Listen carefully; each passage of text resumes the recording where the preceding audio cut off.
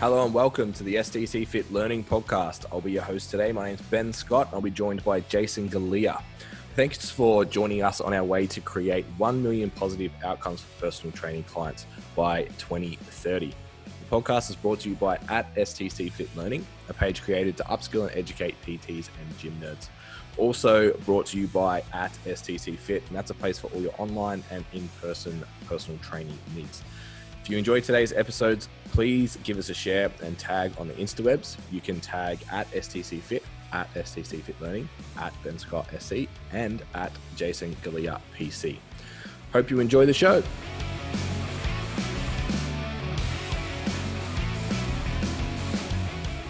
I had to message you when I got parked because I was like my It's a big step. father-in-law wasn't going to care, and the other two boys weren't going to care. No.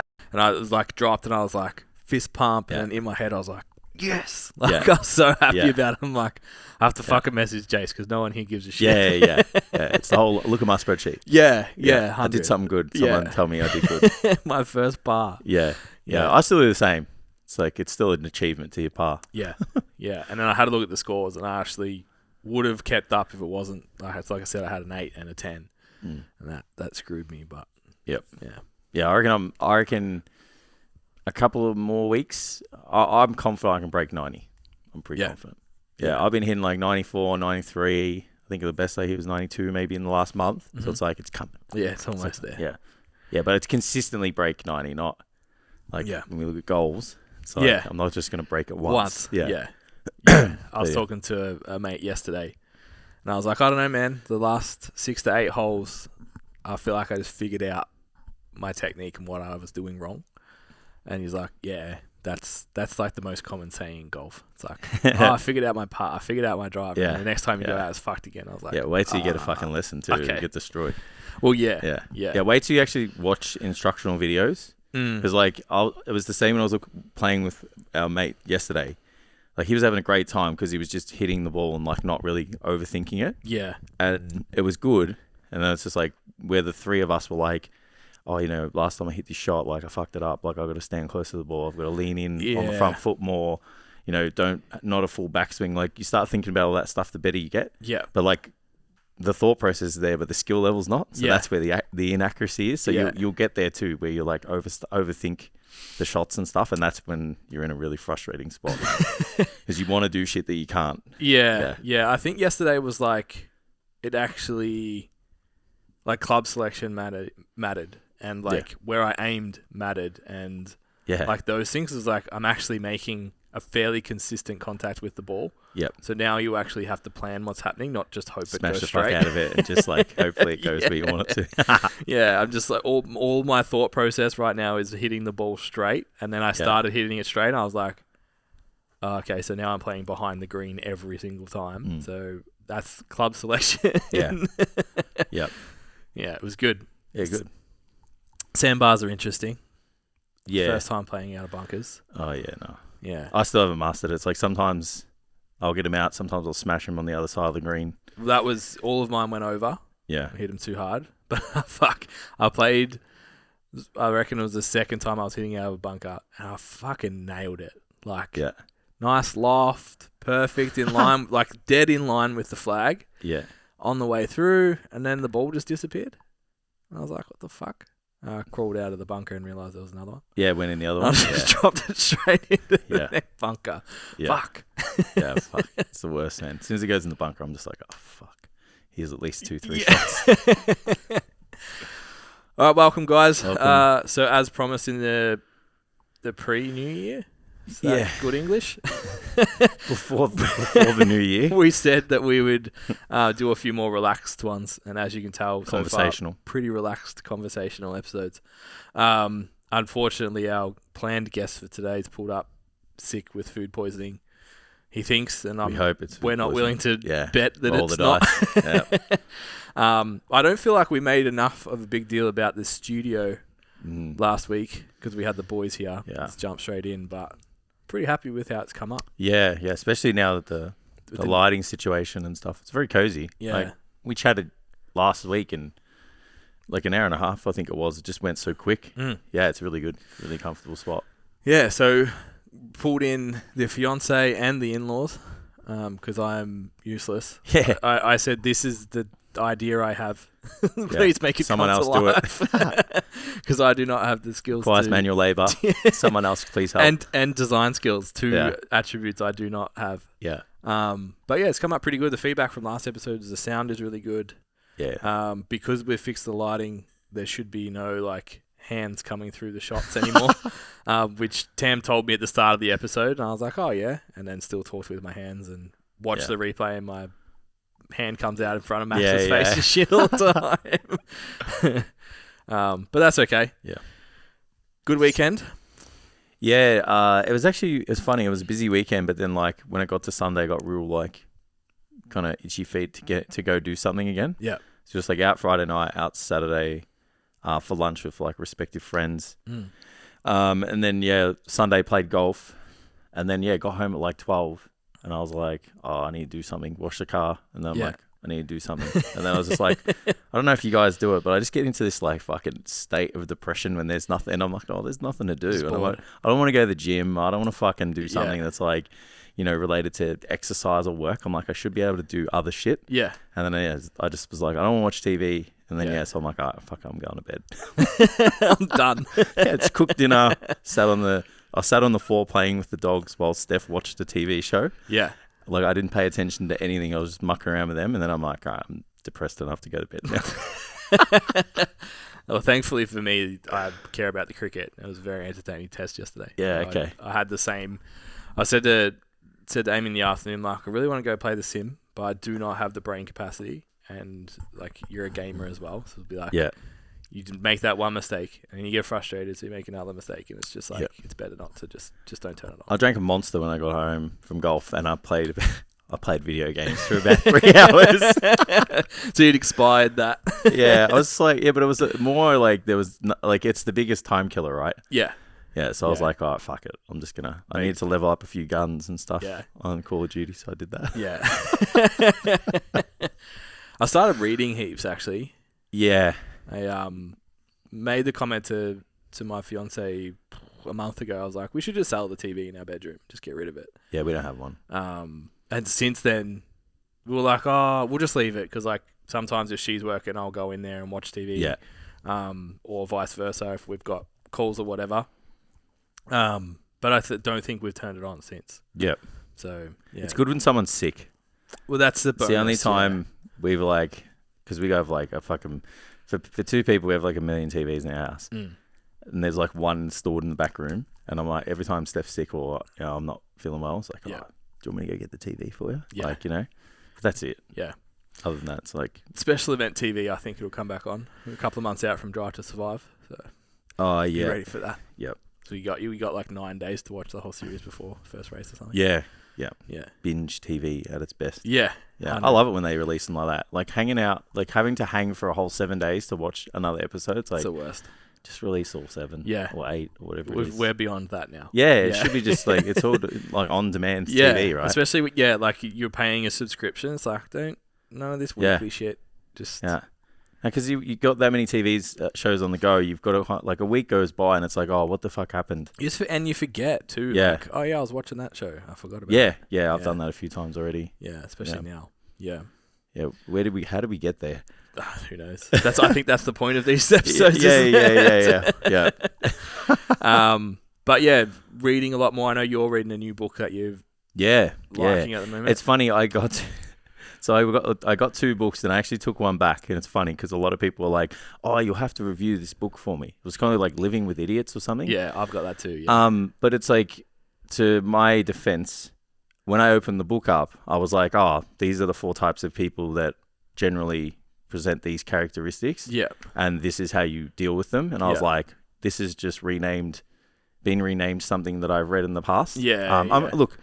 I'm sure that there's more to it than that. But when you're at the bookstore, and you're looking for books, you're like, all right, I'm going to get this. And then you look at the first 2 pages and I'm like, oh, fuck. No. I've been there, done it. Yeah. So I took it back. Yep. And I got this other book, 44 different ways to communicate or something like that. Yep. Which is really good. I like it. It's good because it's got like, application to work, social life, relationships. Yeah. You can kind of get exposed to certain things that happen and in certain situations, and just see how people react. Like you can just draw it back to times when you're like, oh shit, this actually happened or whatever. Yeah. It's funny, like we were in the pool in Townsville, and there's this like distance that people keep based off their circle. Yeah. So you've got like this intimate distance, which is like from 0 to 30 centimeters. Yep. So it's like, or half a meter. So it's like me and Steph will always stay within that range most of the time. Yeah. And then it's like your immediate circle after that is like friendship circles, like 1 meter. Yeah. And then strangers is like 1.5. And you could see everyone in the pool, like if they knew someone. Yeah. Because they would be like we met these 2 people and we were all like 2 meters away from each other. Yeah. Like chatting and like having good conversation, laughing and stuff, but we never got closer than that. Yeah. And I just read that page and I was like, fuck, this actually happens. Yeah. Yeah. So it was really cool to just work that. Like that's obviously people sitting there like, why do you find that fascinating? But anyway, the rest of the stuff's cool. Just how to work with certain situations, how to understand like why we react a certain way. Like another example, a really cool one is like we all just have like a social expectancy, like through everything from day to day life. Like I expect you to behave a certain way, and if I react, it's because you've breached those expectations that I have. Yeah. So yeah, that's a huge one in everything. 100%. So it's like sometimes you can get a little bit short, a little bit shitty. You can probably say some negative things or even think them about someone just because they haven't conformed to how you think that they should act. And like, there's rules, of course. Like, if you get up and throw that chair at the wall, like, that's a breach of social expectation for most people. But it's like, there's certain things where you got to like just ask yourself, like, is that just because, like, am I reacting this way because they didn't behave the way I wanted them to? And it's like, if that's the case, it's like, you've got to kind of work out what's... And then a big one in relationships. Yeah. Whether it's personal or like coaching is like telling the other person about those expectations. Yeah. If you haven't conveyed them and then you're pissed off that they didn't do them, it's like, well, if they didn't know, it becomes a little bit of a challenging thing. Yeah, 100%. And then, like other ones, like how to give feedback and just how to understand the dynamic of it. And it goes beyond like just no's bad and yes is good. Yeah. So you can understand how to how to load the question, how to load the sentence. So I think anyone who's like works in a team, works with people, is in a position of leadership, is in a relationship, wants to communicate better. Yeah. Like it's good. It's like a book, but it's got like lots of pictures in it. So it's my kind of book. It's got lots of like flow charts when they go to unpack because it's like 44 concepts that have been taken from other like, psychologists and, people who've like done the research and said like, this is a thing. Yep. So each time you go to unpack one of these concepts, it's got like a infographic that's drawn on a whiteboard. Yeah, cool. So it's like you can just like look at it visually and then read it and join the two together and go, okay, so this is how it works. Yep. So it's a really soft read, but it's quite effective. So I recommend that. That's what I'm reading at the moment anyway. The social behavior stuff's fascinating. Like Peterson talks about it as well. Like if someone walks in the lift and stands the wrong way, it's like you're automatically like, what the fuck are you doing? Yeah, I try and do that sometimes just to fuck with people. Yeah. Like, depending on who I'm with though. Like if I'm with Steph, she's like, fuck are you doing? I'm like, shush, trying something here. Yeah, I actually went and saw him live and he was like, if someone just like stood facing the wrong way for this whole lecture, you would all be like, what the hell is this guy doing? Because we all have this agreement that we're all going to sit and face the stage. Yeah. And we all behave in that manner. Yeah. And then like you said, if you are to stand the wrong way in the lift or whatever, it's automatically like you're not behaving within the agreed parameters. Yeah. I hate you. Yeah. Yeah. Big time. Yeah. I just finished, it's called The Boy Who Followed His Father to Auschwitz. Right. That sounds like something my wife would enjoy. Good Lord. So obviously it made, I think John Challow made, what's it called? The Help. We always usually... I'll come back. Yeah, we always usually like share the same words, but this time I'm out, man. Yeah, Man's Search for Meaning. That's Viktor Frankl. Oh, yeah. Okay. So that kind of blew up in the coaching space because Jordan talked about it. Yeah. And I've read it and it was really, really good. But this one's like... So Man's Search for Meaning is more like he's a psychologist communicating he tested his theories while he was in the camps. Yep. To decide like, well, what is the meaning of life basically, and why did some people like voluntarily run over the line so they got shot for suicide, and why do some people live, why do some people die in the camps, and how all that kind of came together. Yep. So that's him exploring that in the book. This is more like a narrative based off. They tell you at the start, so I'm not ruining the story, but they live. It's the first chapter of the book, so it's fine. It's from post what they said about the experience, plus documents inside the camps, plus a few other bits and pieces woven into more of a narrative. And you follow a whole family. And I think between the three of them, they see the two of them, they see 5 different camps. But obviously the main thing is like his dad's getting moved from one camp to another, and he's super like, he's managed to learn a trade, and he actually got de-Jewed. So they classed him as an Aryan. Oh, wow. So he could have a good job and stuff because he was good. And he actually was like, no, we've come this far. I'm going with my dad to Auschwitz, knowing that when they go off the bus, they're probably dead. Yeah. So yeah, it's heavy, but from a perspective standpoint, like looking at our life, it's like, man, super, super powerful to just be like, okay, things aren't so bad after all. Yeah, we're doing all right. Yeah. I feel like a lot of books do that. Yeah, like, oh, I'm really busy. That's okay. Yeah. I read James Smith's book as well. Yeah, you've mentioned that a few times actually. Yeah, which, look, I have a conflicting opinion of James. I think only because his message isn't for me. Yeah. So I don't receive it. So I'm like, yeah, he's just that guy.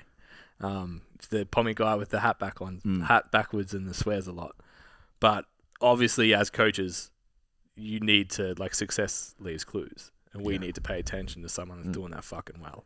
Yeah. Like, he's got 2 bestsellers now. He's done 2 national presenting tours, plus his online like stuff. It's like, okay, what's this guy doing? But the main takeaway was just like, he's basically just a hippie that really likes what he does. Yeah. So that allows him to be really focused and do a lot of, like, execute a lot of work because he just enjoys it. Yeah. And he's found a way to not put pressure on the outcome and just execute the thing because he likes doing it. Yeah. I wonder if that was always the way. Yeah. I wonder that too. Because obviously there's a lot of freedom that comes with, you know, being successful. Yeah. Like, it's funny, like, it does and it doesn't. But, like, you know what I'm talking about. Yeah, it's like when things aren't going well, and you're making content and you're fucking writing this and you're slaving away. It's like, I just wonder if the feeling was the same. Yeah. And we've talked about that in the past with other big, huge names that are like, oh, fucking breathwork and meditation, the keys to success. It's like, you were a fucking animal for 10 years. I know you were. Yeah.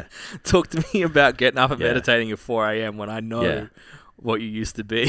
Yeah, how you act at the end, or, like, you know, 2/3 into your journey is probably not how you acted at the start. Yeah, but his big thing is, like, he'd be just as happy to work the bar at the local restaurant as he would be to do what he was doing. Interesting. Yeah, so yeah, it was a good read. I think it would be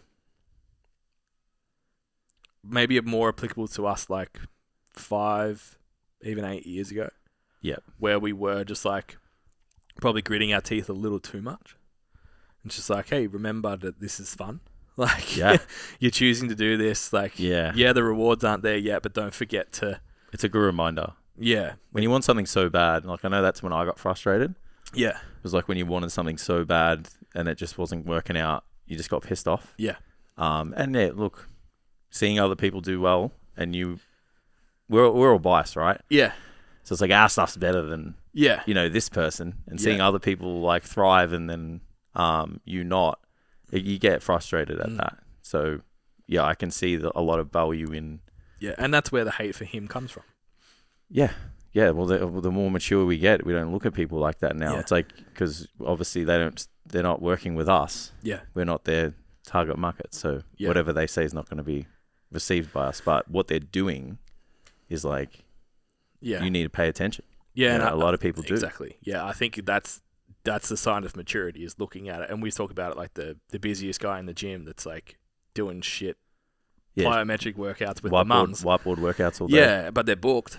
Yeah. And we talk about like going in the PT room, bitching about how shit a PT they are. Isn't making your business any better. Yeah. It's like, what are they doing better than you? Because there's something if they're booked out and you're not. 100%. Yeah.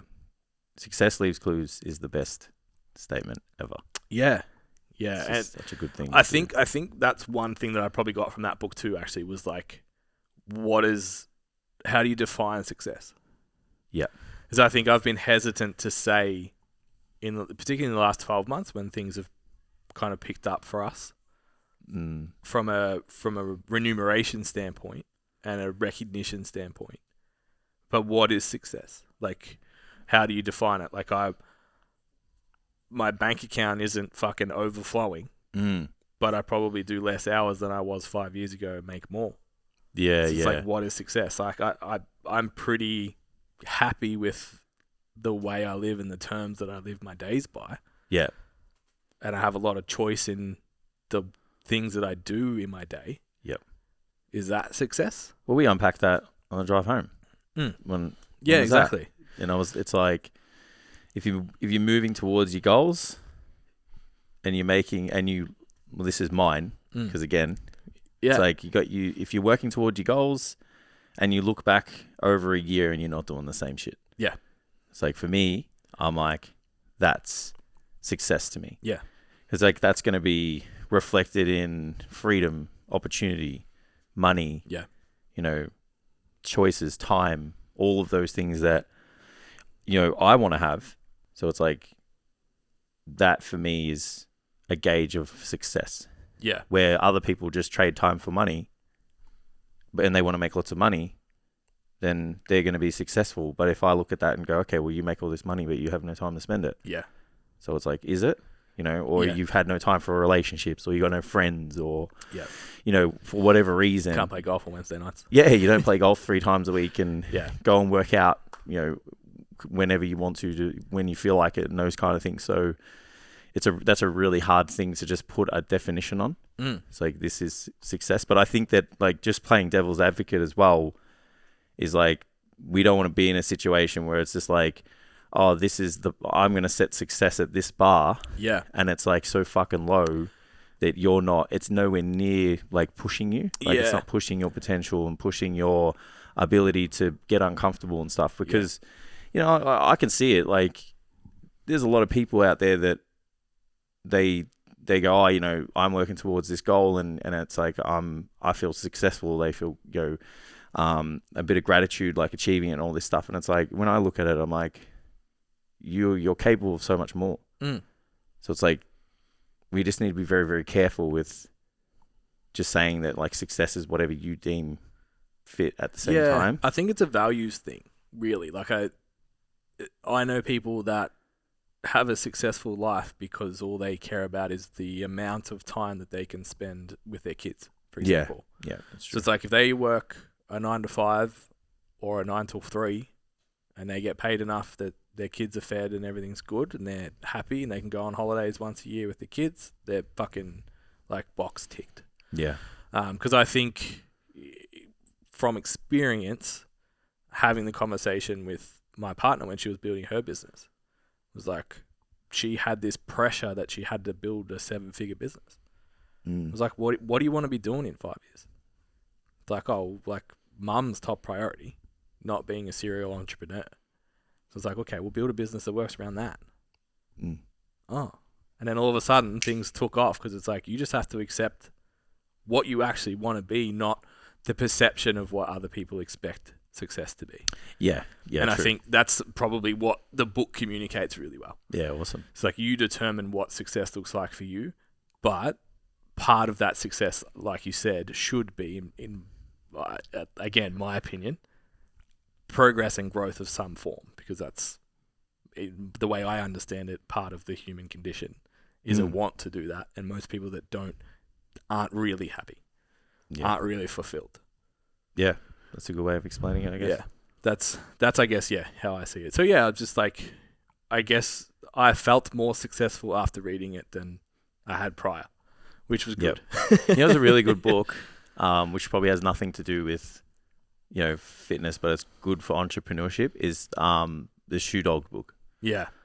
Like, there's so many similarities to our business and the course of the business and the behaviors and the decision makings that Phil Knight, he made that we have. Yeah. Hey, I don't mind being compared to Phil Knight. There's just so many, sees potential in an opportunity, knows he can't do it himself, brings someone on, gives them incentive to be part of the business, pays out everybody else and just takes what he needs, not what he wants. And then eventually gets to a position where it starts to, pay him back, and before that's just talk about grit your teeth, changing, suppliers with shoes and, dropping Tiger and going out on his own and the shoes come back and they're terrible quality. And then, just all those things, selling them out of his car at track meets and stuff. It's there's so many, I hate to use the term because I know you don't like it, but there's so many grit your teeth kind of hustle moments that I can really relate to. Yeah. I don't like the term hustle because people don't do that. They say fucking hustle, bro. Yeah, waking up at 6 a.m. Yeah, it's because I fucking got up early and sat at my computer desk. Fuck off, bro. That's not doing your morning cardio. What did you do that was actually hard today? That's my issue with hustle. And hustle comes from originally from hip hop culture, which was hustle in the corner, which is working sun up, dangerous. Sun down. Yeah, you could fucking die at any moment. That's hustling, man. Not. Yeah, it's just when the stakes are high, you just get to work, no matter what the risk is. I typed a document today. It's okay. Yeah.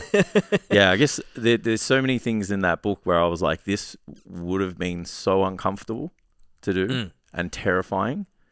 It's just we've been in those situations where it's been fucking terrifying to do something, stand up in front of people, deliver something that we don't even know anything about. Yeah. Just situations where we've really stuck our neck out, put ourselves on the line, those kind of things. So it's just it was good to, and obviously, things fuck up too.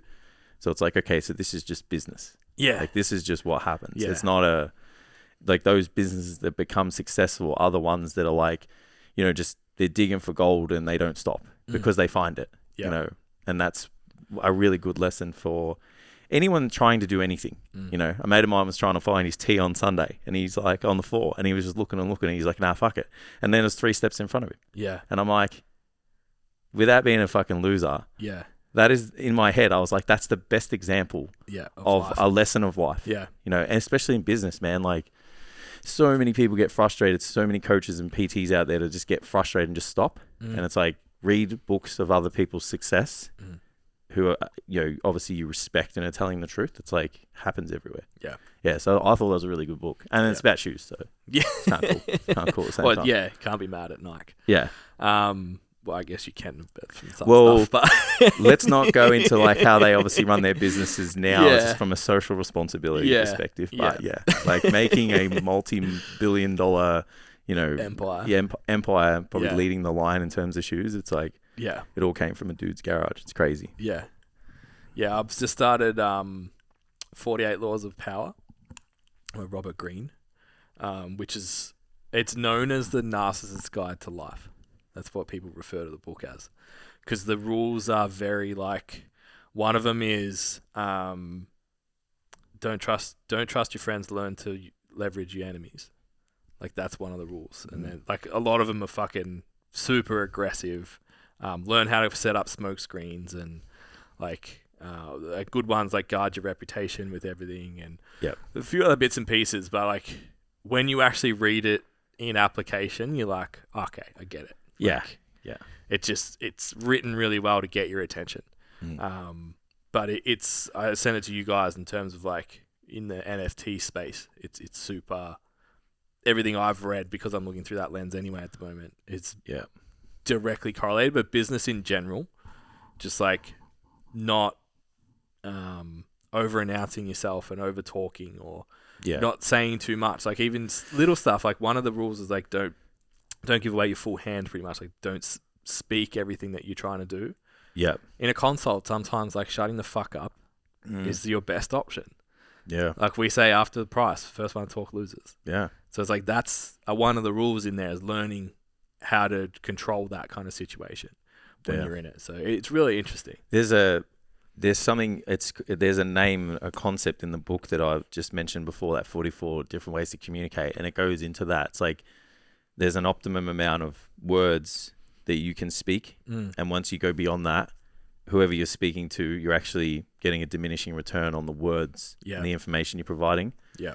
So for us, it's like, you know, just taking that to business and everything. It's like you just, as a coach, know your shit enough to talk the least amount. Ask enough questions for that person to talk more than you. And it's like just getting that balance right. Every time you go into a conversation or whatever, even in our meetings, it's like, how can I get the most effective words out of my mouth to say the least? Yeah. Because it's time as well, right? Yeah.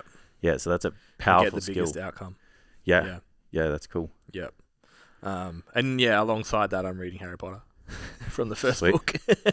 I saw you got the set. I bought Steph the set as a present, and she fucking guessed it, what it was. Ah, jerk. Yeah, sometimes I let her unpack, like ask questions. Yeah. And all she asked was like, is it multicolored? And I was like, yeah. And she's like, you got me the Harry Potter set. And I was like, how the fuck did you guess that? She's super good at that kind of shit, man.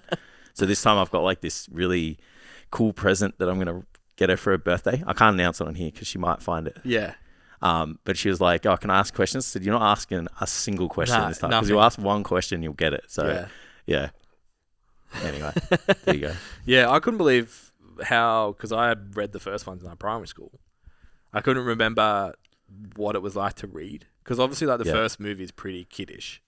Yeah, like the first two, I reckon. Yeah. So the book's written the same. Yeah. So I assume someone else can tell me, because my number 4 got stolen in year 7 and I never went back to them because I was just salty. But I think they evolve in the way they're written as well. Yeah, I only watched Harry Potter in the last lockdown, and That's hilarious, man. Yeah, I watched them all in a week. Yeah, I never used to watch. I don't know. I had this like perception that it was just like, a fucking kids show, and it's like wizards and shit. So I was like, I'm not watching this. Yeah. Like, that was just not the stuff I was interested in. Even Lord of the Rings, I didn't watch that till I met Steph, and I was like, I don't think I've watched them all the way through. Yeah, well, they're unreal. Yeah, like so good. So yeah, I only just watched all of them. I watched them in a week. Here I am, like, you haven't watched Harry Potter, bro, and I haven't watched Lord of the Rings. Yeah, I've watched all of the Lord of the Rings, all of the Hobbits. Like, yeah. Apparently, you got to watch the Hobbit first, and then now, like, if you were to watch it. But I haven't done Star Wars either. Yes, I did that. Yeah. So I got back into Harry Potter. Interesting, because I know you read the first Jordan Peterson, some of the first Jordan Peterson book, and couldn't really get into it, and I know a lot of people struggled with it because of the religious, perceived religious elements, because he just used those stories as a way to communicate what he was talking about. In the new one, he uses Harry Potter. Oh yeah, heaps. So it's a smart thing to do. Yeah, pick the book that so many people have read. Yeah, especially our age. Your audience. Yeah, fuck yeah. Yeah, so like his target is like particularly young men, but younger people in general, like under 40 sort of thing. So yeah, it worked. Like I went and bought the Harry Potter books. Now I watch them totally different. Yeah. Well, we've just got a delivery. So I saw you announced your training goals yesterday, maybe? Yeah, I did my actual goals properly last week. Yeah. So it was like, personal training, which are kind of personal, and business. Yeah. Yeah, sick. So what's on the menu? So I want to get back down to like 10% body fat, maybe. Just around there, 10, 12, kind of feel the best around there. Yeah. So I've kind of just gone with the, or just taken out the whole weight thing now. Yeah. Just because I did it. Yeah. Pushed the weight, put some size on. Felt like didn't really like life at that weight. So yeah, and then I was like, oh, where's the best that I've felt? It's like 10, 12%. What's realistic? 88 to 91-ish kilos in terms of body weight. So that's just like, I need to hit that by the end of the year. So rather than like putting a ridiculous time frame on it, I just don't want to do that. So that's good for me. I want to hack squat 6 plates aside for 10 reps. Yeah. So that's gonna. I thought, what's your best now? I did 5 for 12. But that was like with my SBD sleeves on, and you know, like with the like, I like reverse banding anyway, so like I'll argue with anyone over it. Like, you know, it's like it's shooting. It's like, yeah, well, my knees feel like they're going to explode at the bottom, so I wouldn't mind something a little bit more even in terms of resistance profile. But I just thought, like, what's something that I can, like, I do on a regular basis that I can progress over time. So yeah, like that's 625 kilo weights too, not 620s. Yeah. So I think I've done 520s for 10 to 12. I think maybe 12 I got just before Christmas. So yeah, just thought, like, I've never had a, like, I need to do this kind of goal in training. It's always just like how big you are and whatever. So I thought, if I can add that in, keeps continuity. We'll slowly get him into powerlifting. As long as he can fucking get under a squat, a hack squat. A hack squat and do it. Yeah. So yeah, that I put that in because I thought that would, like, really help with the programming as well. Yeah. So yeah, and then break sub 90 in golf. Yeah, so it's not all about getting massive and shredded. So I thought, yeah, like sub 90. Yeah. You know, you hit 80s and stuff, like, you're considered a decent golfer. That's like, you know, a bogey every second hole, something like that. Yeah. So yeah, they're the main ones. I think that helps with, like, the overall training, like, putting that little golf goal in there. It's like, I still have to be able to move. I still have to be able to walk 18 holes. I still have to be able to, you know what I mean? Like, get into that body fat or whatever. It's not necessarily about getting as big as you fucking can and just not being able to human. Yeah, and I need a secondary goal that's not that anymore. Like, I'm a little bit burnt out and just talking about that. Just going to the gym. It's like going to the gym now almost feels like a sport. Yeah. I need something that's not, it's disconnected from my job and it's disconnected from expectation as well. Like, there's still a degree of expectation that we're in shape. Yeah. You know, I don't think that leaves, I don't think that leaves you as a coach and as a leader. Yeah. Because people just make decisions. There's that, like, authority thing, right? It's like, you're a trainer, you're a successful trainer that teaches coaches how to be whatever. It's like, you don't look like you fucking work out. It's like, people still think that way. So there's a little bit of an expectation there. So when you go into the gym, it's kind of like, feels like a job sometimes. Still. So yeah, golf, just, you know, phone in the bag, smartwatch on, earbuds in. Yeah. If we're not playing with friends. And then, that feels like fun. Yeah. You know? Yeah. So the ability to not touch your phone for 2 to 3 hours is fucking mad. Yeah. That's my favorite thing about it. Yep. It's just being outside for that period of time in a time slot that I can choose. Yeah. Because, like, I used to obviously play cricket or footy or whatever, even go-kart racing and stuff, and it was awesome, but I had to be in a certain place at a certain time and do a certain thing. Yeah. Whereas now it's like, no, I want to play Wednesday. Oh, I don't want to play this Wednesday. Like, you know what I mean? It's I like the flexibility of it, but it's still that outdoor, away from tech kind of thing. Like, I was the same as you yesterday. Like, Amy was like, you're going to be fucked. Like, you know, I don't want to do anything after you play golf in the morning. But I was like, oh, what are we doing? Like, let's go somewhere this afternoon. It's just, it's so refreshing. Yeah. And, like, I think sometimes when I train, I'm figuring stuff out for my clients, and I'm figuring things out for me. I think about all these concepts and principles and methods, and you listen to a podcast and you watch this on YouTube and you read this on Instagram, and you're like trying to figure it out. So it feels like it's not fun. Yeah, there's a work element to it. It's I'm trying to piece together things to make sense of it, and then I'm going to explain it to someone else, or I'm going to use it and assess it. And you know, there's a lot of trial and error that's going on at the moment to figure things out again.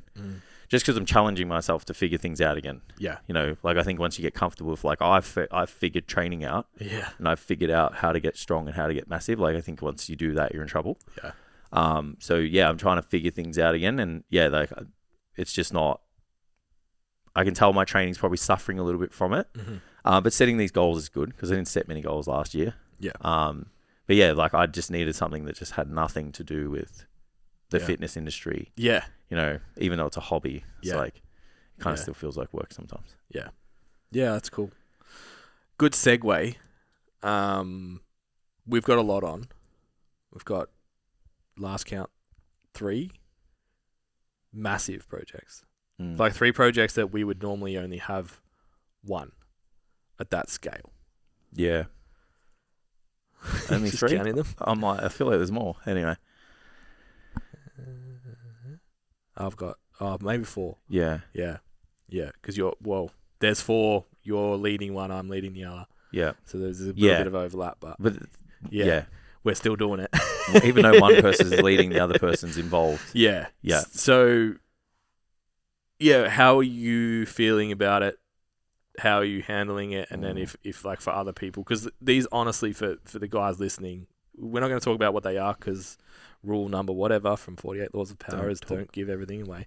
How are you? But they are the size of a project that we would normally have running. Yeah. Like. Yeah. How am I managing it, or how do I feel about it? Let's go with how you mentally. Yeah, mentally. And then we'll go with like strategies of. Yeah. So I guess start of the year mentally, I'm quite excited about it. Because if you feel like shit, we won't go into the strategies because they're not working. Mentally, I'm pretty excited about it. Obviously, like it's always good to go into a year and think about the things that are about to be achieved. Like again, it's that sign of growth. Like you look back on the year, you want to be able to have gone, oh, we've achieved this, and I'm not in the same spot now as I was 12 months ago. That's a powerful thing for me, and I think if you're an entrepreneur and a business owner, let alone a person, you want to be in that position. So yeah, like that, it's good. I'm obviously terrified to a degree as well. Yeah. Just a lot of the unknown, and there's things that I don't really know much about, and we've got to take lead, and responsibility falls back on yourself in some instances.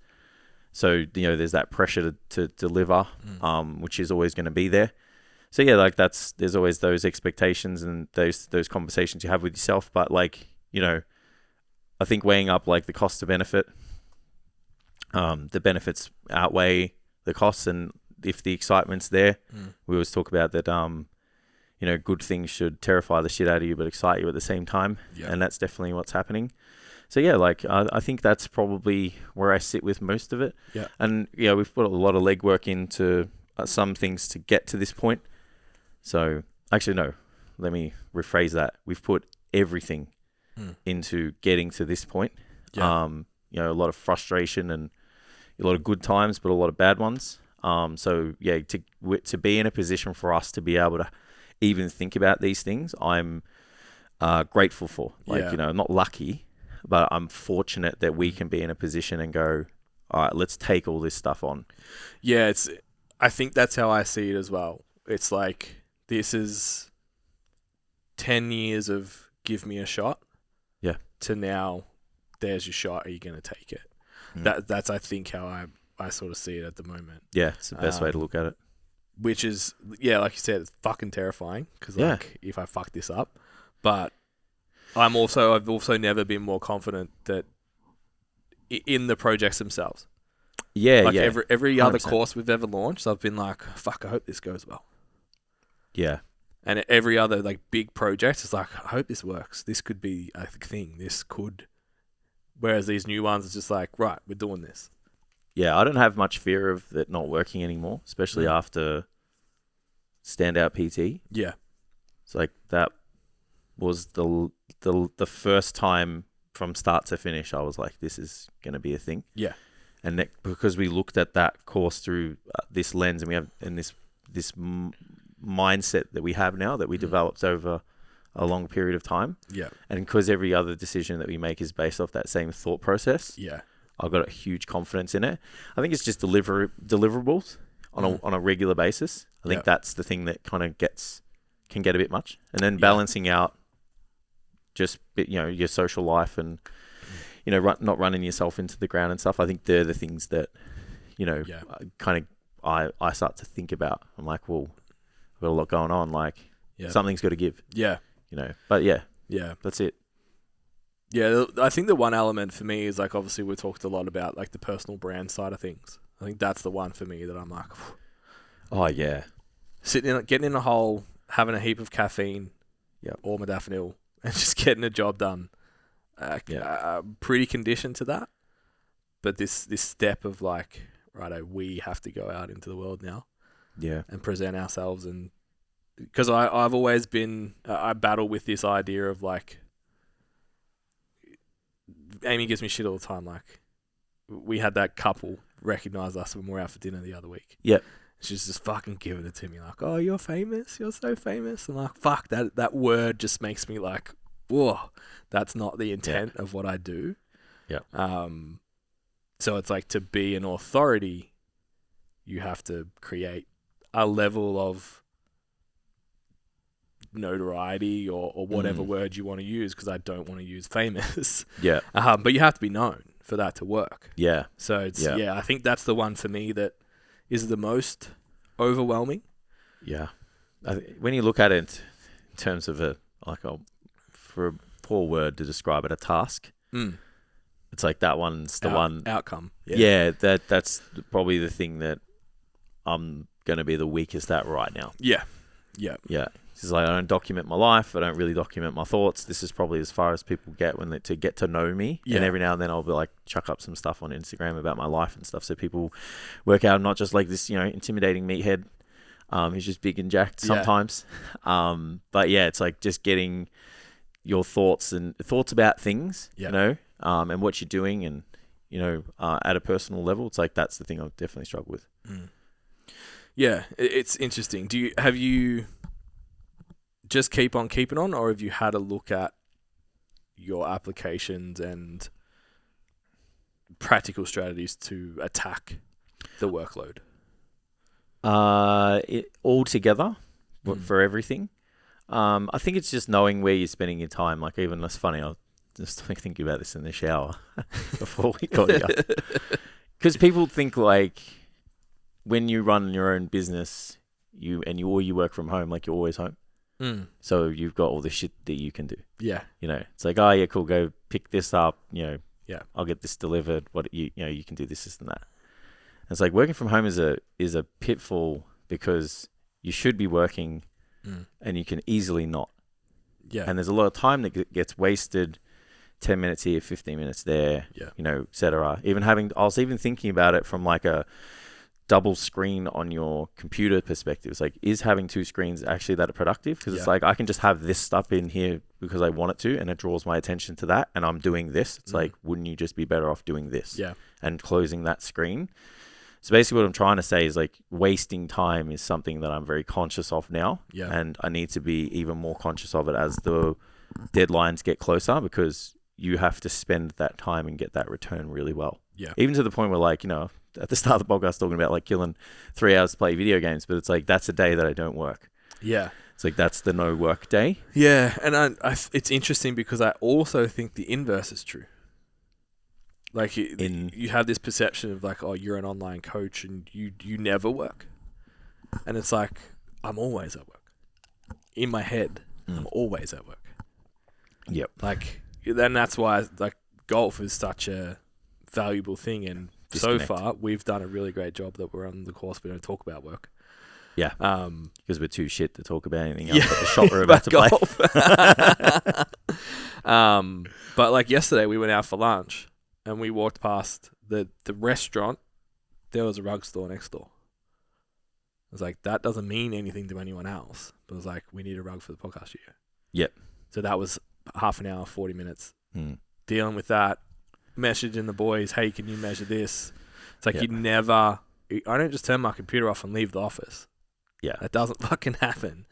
And then it's like you wake up, like I've got myself something I did last year that I think improved my mental well-being exponentially, was I do not open my notifications on my phone until I get to the kitchen. So I get up, shower, get dressed, do all that shit, go out, make my coffee, then I check my phone. Yeah. Versus opening up and looking at notifications first thing. And it's just like, fuck. Yeah. Because you could open anything. Yeah. Get exposed to anything at the start of the day. Yeah, exactly. So I think that's one thing. But man, for years I always did. And I always had notifications. There was always something there. Yeah. So, and I know we've checked in the past, it's like 250 notifications a day coming through your phone. It's like, they don't happen 9 to 5. Nah. And I'm moving forwards with it's not even a workload thing. It's just the overall grandness of the product, the projects that we have. I think I'm so excited about them that I have to put the brakes on. Yeah, okay. It's like I got up Saturday and was writing, and then I was like, okay, I got to get deep into Twitter. I got to figure this thing out. I got to look at this, got to look at that. And then I was sort of like, you need to stop and go the fuck outside. Yeah, I definitely think you need parameters. Like, there's been a couple of times where I asked Michael something at 7 p.m. and then I apologized because I was like, this isn't the time. Yeah, and even when you were typing shit, I'm like, I can't get to this now. I'm out for lunch with friends. We actually shouldn't be having this conversation. So I think us establishing boundaries is an important thing as things get busier. But like, I'm not going to discourage if you want to put the time in to start to unpack things yourself. Do it, because that's the time when you're on. Yeah, and that's the thing. If you're to there, take advantage of fucking go. Yeah, man. Yeah, but it's like maybe just being in a situation where you're just like, well, I'm on, so I can't expect other people to be on this level. So it's like, I just want to do everything I can and document the things that I'm doing and the things I want to talk about. Yeah, I think we just have to get really good at that, because I'm already open to the fact that like, I'll have to turn my laptop on Saturday morning, and I'll probably have to be on the laptop till 4 p.m. on a Friday. You know, this, like, when things are quiet, we'll call it, lifestyle's pretty good for us. Yeah. You know, when we look at a normal week. Yeah. So it's like, there's been enough lows now for us to turn the dials up and for us to do a little bit extra. Yeah. You know, there's gaps in the day that I can get this done. I'll, jump off the laptop an hour later every night. It's like this. I'm prepared to do those things. Yeah. Because we obviously have gotten into a position to have this lifestyle and to just go through the ebbs and flows of business. Because it's not 100% go all the time, but there are times when there's like 3 to 4 months where everything is just go, go, go. And then we're obviously very receptive to taking the foot off the gas for a bit. Yeah. Because that's how, balance is actually applied. Yeah. And then, we just have a period where we're just like consolidating, and then we go again, you know. I've been playing with this analogy about you. Like, I think you used to talk about it a lot, the spinning plates thing, of how like spinning plates can be fine and it can be a fucking nightmare. And I think the difference between it being good and the difference between it being a nightmare is the weight of the plate. And if you determine the mass of the plate via your fulfillment, passion, return on that plate, that will then determine how much it weighs. So the more important it is to you, the more it weighs. If you have a heap of flimsy, light paper plates, they're fucking hard to keep spinning. Yeah. And you're watching that thing all the time. So if there's something you've got to do in your day-to-day, you're like, I fucking hate this. Got that fucking thing to do. And you're always looking at it. It's like, oh, fuck, this fucking spinning plates is doing my head in. But then you've got big, heavy plates that like almost wear a groove and they just fucking spin. Yeah. It's so easy. Yep. So I think making sure that you find ways to get rid of those paper plates as much as possible. Yeah. Just spin the big ones. The only catch being, and that's where we stand right now, is that we have 4 big ass plates. Yeah. That we've got to get spinning, and getting them started is hard. Yeah. Because they take a lot of force. Yeah. Yeah, I like that analogy. Yeah, look, I guess there's a little bit of unknown as well, like we'll just have to see what happens. Like we'll probably at some point start to prioritize which one's which, and it'll be probably based off the traction, or our ability to deliver. Because like everything, it's a hypothetical starting point and there's a plan, and then you got to go out and do it and see what happens. So we'll just see how it goes. Yeah. So we had that question during the week about like outsourcing stuff in Standout. Yep. And I think that's where my mind goes with the plate thing. It's like a lot of people don't like, I'm bad at it. You don't necessarily enjoy it. The creative side. Yeah. And the design side. So it's like, we have Tam. Yep. I'm really, really poor at spelling and grammar. So I'm going to go get someone who proofreads my work from now on, because you guys are all too busy to do it. Yeah. So I go find that person. And that plate fucking stresses me out because I know that there's going to be mistakes in there and I can't see it. Yeah. So then for someone who's newer, who's maybe not dealing with the level of projects that we're talking about. It's just like getting your content every week, getting your blogs or your YouTube videos and your Instagram content, coaching your clients, dealing with admin. Like it's actually a lot. Like when you're new to it, it's actually a lot to handle because those plates don't have the momentum that you need yet.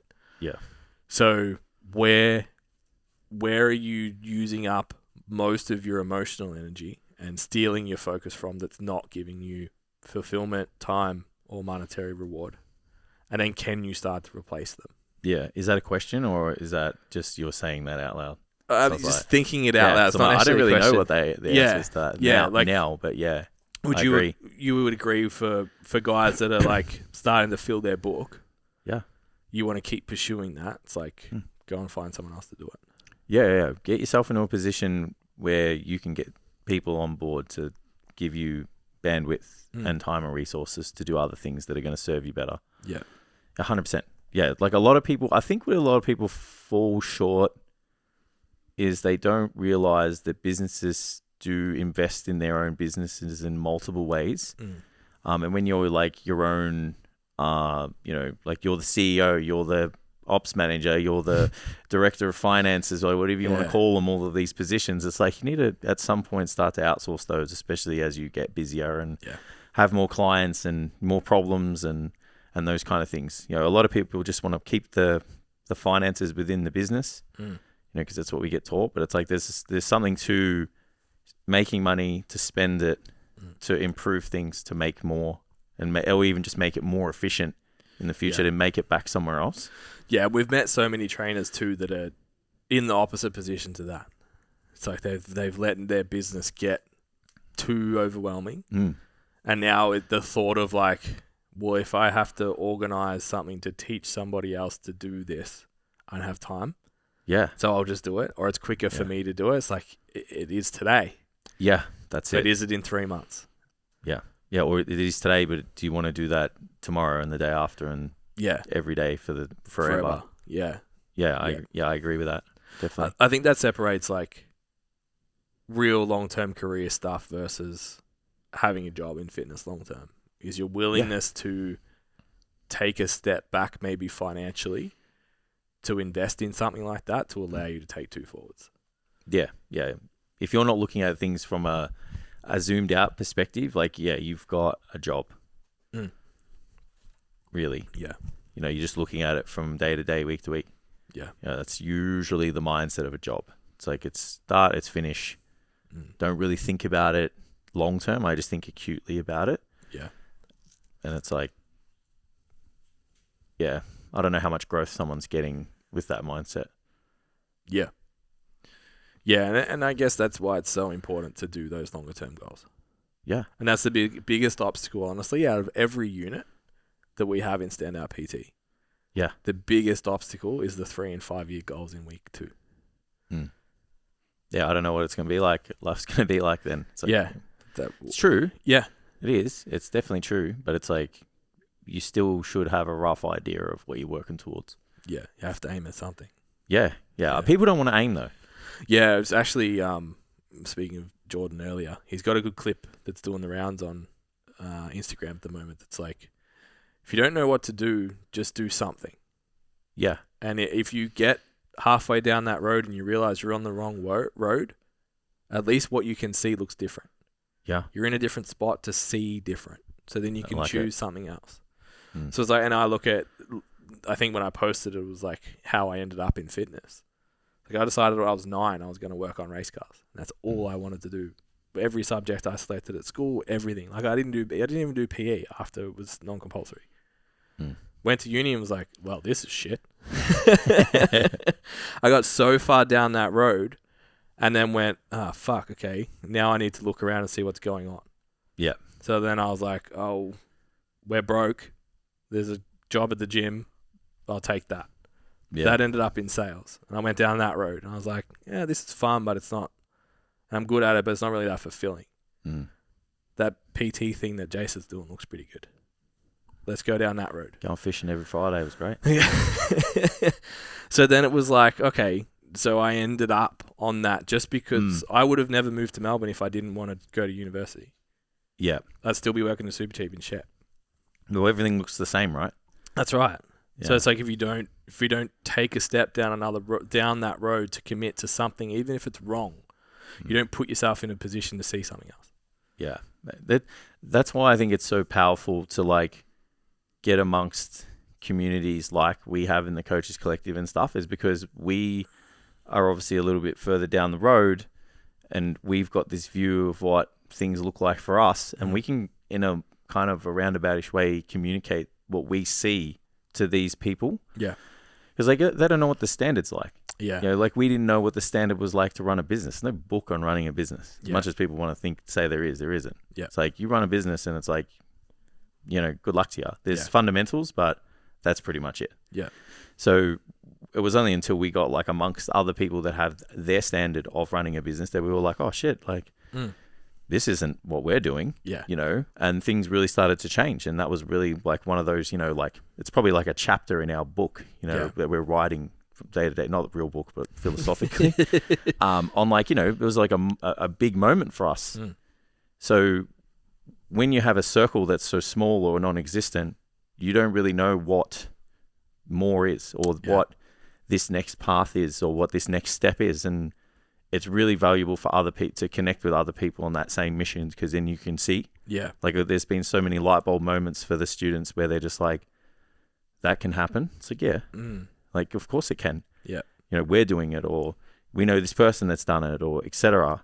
So that you can, that's almost like that push in the right direction. Yeah. Yeah. And we've seen it so many times in so many different aspects. And I think people see it, but they haven't even taken notice of it. It's like you go train at your local Snap Fitness. Maybe you're the biggest guy there. Yeah. Then you go to the health club. All of a sudden, I'm not quite the biggest guy here. I'll train my ass off, and then you become the biggest guy there. And then you go to the bodybuilding gym, and you're like, oh, fuck. Yeah. I'm not the biggest guy. Nah. And I've done that with powerlifting. Chased other people in gyms 3 times, and then you do a deadlift session with Anthony Krusner, and you're like, I am not strong. Comparatively to all my friends, I'm really strong. Comparatively to Will Crozier and Anthony Krusner, I was like, no. Yeah. Like, so putting yourself in that sort of environment, I did it financially as well. It's like, there's again on Instagram kicking around at the moment. It's like, I thought making $100,000 a year was a lot of money until I started hanging out with people that made $1 million. Now 100,000 looks like nothing. Yeah. I experienced that with like one of my mentors. It was just like, oh, okay, people live like this. And you're not like a crazy fucking either a jerk or selfish or like vain or we were overseas for a month. Like you weren't a slave to your desk either. And you're incredibly wealthy. And we had the conversations with him. He's like, oh, no. Like everyone else is flying choppers while we're driving there. Yeah. And I was like, oh, shit, okay, there's another fucking level. Yeah. So I think, everyone's probably experienced it where they've gotten good at something to a level of success, whether it's in their friendship group, their training, their whatever, and then gone into another room and just gone, whoa. Yeah. Okay, there's a lot more to this than I realized. Yeah, and the challenge for people is to seek it out. I think if you want to be... You know, if you want to be your version of successful, like you got to seek out those standards to see where you sit. And I think that's a big part of not just Standout PT, but the new STCfit district. Like creating that environment where you have a group forum that people can come to. Because I know, like we trained together. It was like in our gym, no one was training like us or pursuing things like us. No one was working like us or pursuing things like us. And we didn't have access at that time to big names or anything like that around the place. No. So you kind of felt like you existed in this bubble and no one else understands and no one else gets it and my mates don't do it and blah, blah, blah. So for us, it's like, this is the thing that we wanted then. There's so much of that all the time. Yeah. Yeah, and that's... I don't know if it's a thing of coaching, but like... in general, if you can create a product that you wanted, like be the PT that you wanted when you were at the stage of your clients, if you've been there before, I think that's really valuable. Yeah. Yeah, that's a good lens to look through in some instances. Yeah, not all the time. No. Yeah. Sweet. I think that's an hour. Yeah. We'll wrap it up. Cool. That was fun. Jeez, we went places then. It was crazy. It's like sat down in this chair like, fuck, what are we going to talk about? And then we just talked about so much. I put down like 5 things and we got to the second one. No way. Yeah. Wow. Oh, well, that's cool. So that's good. So that means we'll really be able good to do organic this. conversation. Yeah. Yeah. Yeah. So moving forwards, guys, obviously we've got guests and stuff coming soon, but next time we do something like this, A, give us feedback on this one. Let us know what you think. And then B, suggestions of topics that we can unpack, spin off from that are less specific. Yeah. I guess make it a little bit more relaxed and get to know us a little bit more, because #personal brand that we're both terrified of. Well, now they know. Now they'll help us out with some topics. Yeah, definitely. Speaking of, so the Coaches Collective has officially been launched. So if you go to STCfitlearning.com, go to education, you'll find the Coaches Collective in there. So it's a combination of the $1,000 week program, Standout PT program, and our brand new 1% program. That's the one that all these guests that are coming on are guest presenting in, which is obviously going to the next step beyond Standout PT to become one of the top 1% in the industry. So we're talking about becoming a specialist, a lot heavier focus on technical abilities, because you've built that foundation through Standout. And the beauty of the Coaches Collective is you can come in and maybe all your clients aren't even on direct debit yet. Yeah. But you're a really good coach. So we can fix that. Yep. And then we can make you an even better coach, and we can develop your business all simultaneously at the same time. And we'll give you a roadmap as to how to navigate that and where to go to get on top of it and improve all aspects so you can fast track yourself to that 1%. I think is the main thing. So yeah, STCfitlearning.com for that. Now, I've also been made aware that Spotify has like a rating system. So if you're listening to this, because we always ask you to screenshot and you don't, you jerks. If you could at least just go to the rating and just give us a 5-star on Spotify, that would be amazing. It'll allow us obviously to get a little bit more reach, which would be great. So yeah, thank you in advance for doing that. I'm at Ben Scott STC on Twitter and Instagram. Jason's at JasonGalia_STCfit on Instagram. Your Twitter is Jason Galia 88. I think I got to change that, but yeah, just very simple, straightforward. Name and year of birth. Made thing before Twitter was thing. Yeah, made it to just use the snaps, like the screenshots to post on Instagram. Yeah, so it's like needs to go back now and actually use it properly. Yeah. Well, they've got you don't have the feature to share the Instagram story. Yeah, I don't have it yet. It's not important enough. Yeah, personal brand's too low. At Tam Vibes _ if for all your media stuff. Tam just posts pretty pictures and more shorts of us from behind the scenes usually. You added the _ because that's my Twitter. Oh, is it? Is it not? That's not on Instagram. No, you don't need they don't need vibes, the _ No _ If you type Tam Vibes, he'll come up. All right, guys, we're out. Thanks. We'll see you next time. Bye. See you guys. Bye.